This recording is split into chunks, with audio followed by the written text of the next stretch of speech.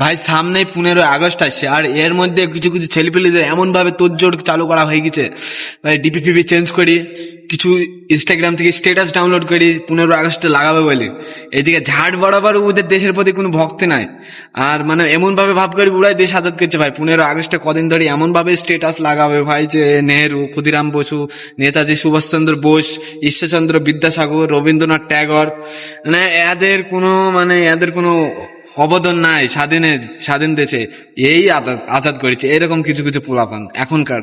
তো ভাই বলছি ঠিক আছে, স্ট্যাটাস লাগা ঠিক আছে, তো মানে এমন ভাবে লাগাচ্ছিস কেন যে দেশটা তুই আজাদ করেছিস, বা মানে তোদের ডিপি ফিপি চেঞ্জ করে ফের তো 15 আগস্টের পরে ডিপি চেঞ্জ করে দিবি, ফের নিউ কোনো ট্রেন্ডিং আসবে ফেরটা সেটা লাগাবে। ভাই তোরা একটু নিজেকে একটু মানে লয়াল বানা, লয়াল ঠিক আছে তো, দয়াল বানাস নি ল্যাউড়ি কা বাল, একটু শুধরা চুদ্দির ভাইরা সব। এই যে এরকমটা করিস না আমাদের